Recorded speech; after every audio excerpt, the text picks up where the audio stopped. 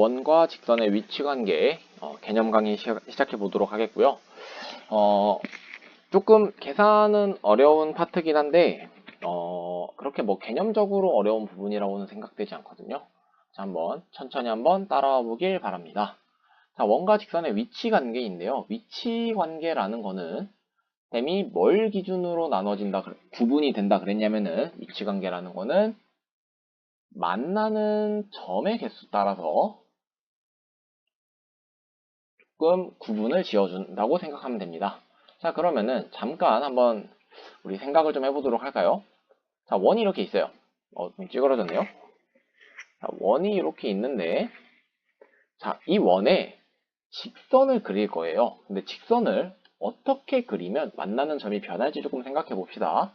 우선 첫 번째로 생각할 수 있는 거는 당연히 이렇게 안 만나게 그릴 수 있겠죠.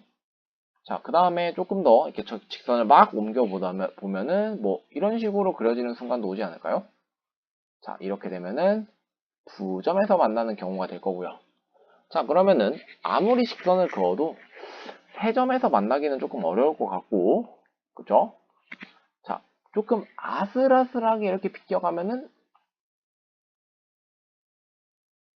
이렇게 비껴가면은 한 점에서 만난다 정도는 알 수 있겠죠? 자, 그래서 우리는 결국 이 직선이라는 게 위치 관계가 어떻게 구분이 될 거냐면은 안 만난다. 왜냐면은 교점이 없다. 그리고 한 점에서 만난다. 조금 있어 보이게 접한다라고 할게요. 자, 그 다음에 세 번째로 두 점에서 만난다. 이렇게 세 가지 경우로 나눠진다라는 거를 그림 여러분이 직선을 뭐 아무리 열심히 그려봐도 이렇게 세 가지밖에 없다라는 거 충분히 아실 수 있을 거라 생각하고요. 자, 그러면 우리가 이제 궁금한 거는 이거를 어떻게 알 수 있냐라는 거예요. 그쵸? 이걸 파악할 수 있는 방법을 알아봐야 되겠죠. 자, 크게 두 가지 방법이 있습니다. 자, 첫 번째는 식으로 접근하는 방법이에요. 자, 식으로 접근한다는 거는 이제 어떻게 접근한다라는 거냐면요.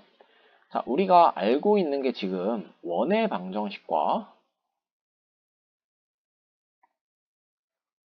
어떤 원의 방정식이 있고 또 어떤 직선의 방정식이 있겠죠. 자, 이때 이제 우리가 이 개념을 기억해 두셔야 돼요. 만나는 점이라고 하는 거는 두 식을 모두 만족한다는 얘기잖아요. 그러니까 이거는 연립방정식이다라는 거 생각해 주실 수 있어야 됩니다. 자, 그러면은 이 원과 직선을 연립하는 방법 우리는 알고 있죠. 왜냐면은 2차고 1차니까 1학기 때 공부하셨으면은 배우셨을 거예요. 자, 원에다가 저 mx 플러스 n을 대입해서 우리가 2차 방정식을 만들 수가 있습니다. 자, 계산은 안 할 거예요. 자, 방법만 지금 보여드리는 겁니다. 자, 그러면은 이제 우리가 이 만들어진 2차 방정식에서 만나는 점의 개수가 궁금한 거잖아요. 자, 만나는 점의 개수라는 거는요. 이제 만나는 점은 무엇과 관련이 있냐? 근이랑 관련이 있겠죠? 그러면은 만나는 점의 개수라는 거는 뭐랑 관련이 있겠어요? 근의 개수랑 관련이 있는 겁니다. 2차 방정식 근의 개수 뭔가 머릿속에 바로 떠올리셔야 돼요. 1초 만에 뭐가 떠올라야 되죠?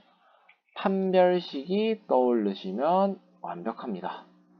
자, 그래서 2차와 원의 방정식과 직선의 방정식을 2차와 1차의 연립 방정식으로 생각해서 대입을 했을 때 2차 방정식이 나오니까 우리는 그때 근의 개수, 판별식을 이용할 수 있겠고요. 그러면은 이 판별식이 0보다 크면은 두 점에서 만난다는 거고요. 판별식이 0이면 한 점 접한다라는 게 되는 거고요.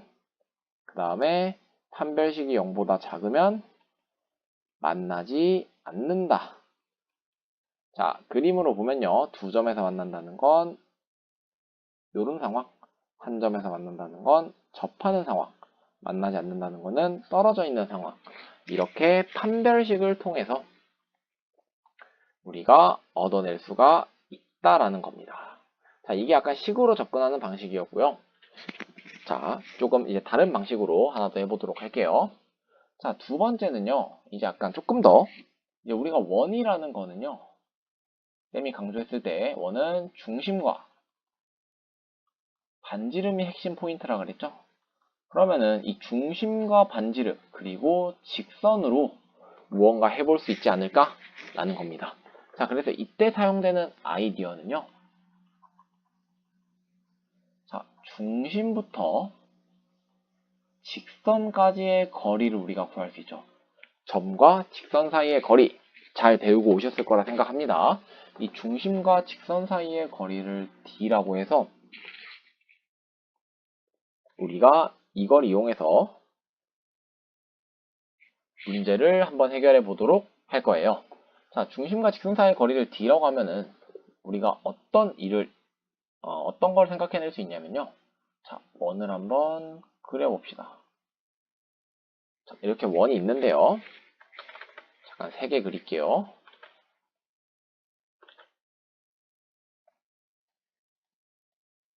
자, 이 원에서 직선이 이제 안 만나는 경우와 접하는 경우랑 두 점에서 만나는 경우에 각각 이 중심부터 직선까지의 거리와 반지름이 어떤 관계를 가지는지 조금 볼게요. 자, 이 그림에서 중심부터 직선까지의 거리를 체크하면은 이렇게 되겠죠? 이 거리가 바로 d다라는 겁니다. 근데 반지름은 어떻게 되죠? 여기부터 여기까지가 반지름이겠죠. 그러면은 지금 상황은 원과 직선이 안 만나는 경우잖아요.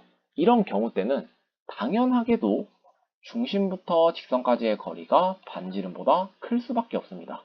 이럴 때는 만나지 않는다라는 거예요.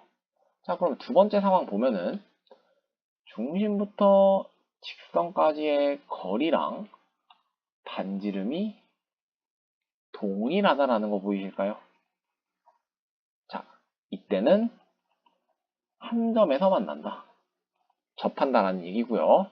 자, 마지막 중심부터 직선까지의 거리는 요만큼인데 중심부터 반지름은 요만큼이 되겠네요.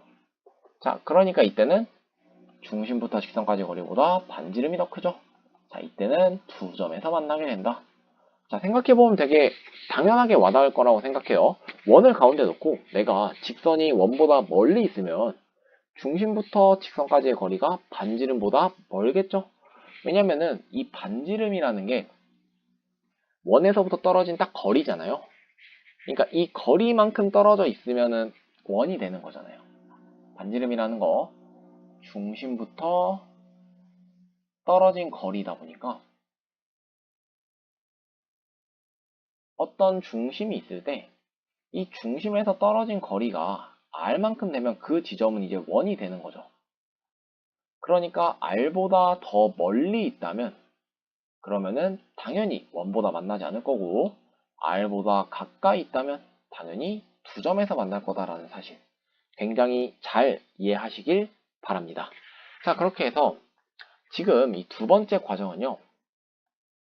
원이라는 그 중심과 반지름이라는 거에 조금 더 초점을 맞춰서 기하학적으로 접근해서 해결했다라고 생각해 주시면 되겠습니다. 자, 이렇게 해서 그 원과 직선의 위치 관계를 두 가지 방법으로 한번 파악해 봤고요. 자, 이때 뭐 예시를 한번 안 들고 갈 수는 없겠죠? 자, 예시 한번 들어보도록 합시다.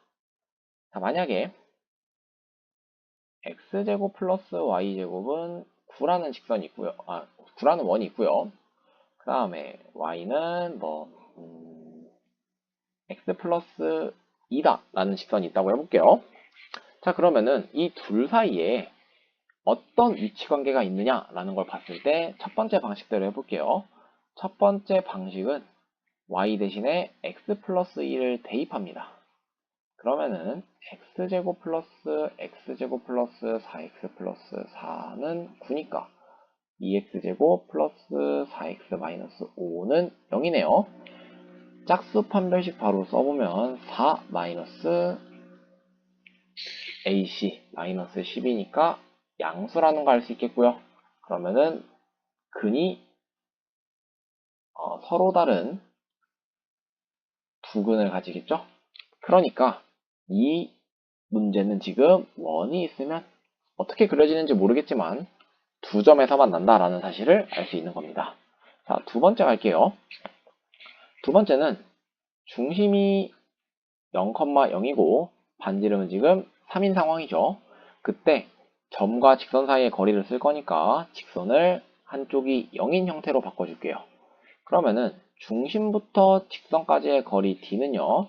루트 x의 개수 제곱, y의 개수 제곱, 절대값에 내가 원하는 점의 값을 대입하고요. 그럼 루트 2분의 2니까 거리가 루트 2가 되겠네요. 자, 그러면은 이 루트 2라는 값이 3보다 작죠? 그러니까 중심부터 거리가 반지름보다 작은 상황이기 때문에 원이 있을 때 이런 상황이 펼쳐지는 거고 두 점에서 만난다 라는 거를 알 수 있겠습니다. 자, 기본적으로 어느 방법이 조금 더 좋은가 라고 하면은 쌤의 추천은 기본적으로는 2번 방법이 조금 더 좋습니다. 2번 방법을 조금 더 자주 사용해 주기를 바랍니다. 대체적으로 계산이 2번이 조금 더 간편한 경우가 많습니다. 자, 이렇게 해서 원과 직선의 위치관계를 파악하는 방법을 두 가지 배워봤고요. 물론 두 가지 다 알고는 계셔야 합니다. 왜냐하면 2차 방정식이라는 거는 우리가 모르는 거 없이 전부 다 알아야 되는 개념이기 때문에 충분히 떠올릴 수 있어야 하는 거고요. 이 두 번째 방법은 조금 더 원이라는 거의 의미에 조금 더 초점을 맞추고 기하학적으로 접근한 방법이다 라는 거 이해해 주시면 되겠습니다. 자, 이렇게 해서 이번 시간 마무리하도록 하겠고요. 자, 다음 시간은 이제 지금 배운 원과 직선의 위치 관계라는 걸 통해서 원의 접선을 직접 구해보는 시간을 가져보도록 하겠습니다. 고생하셨습니다.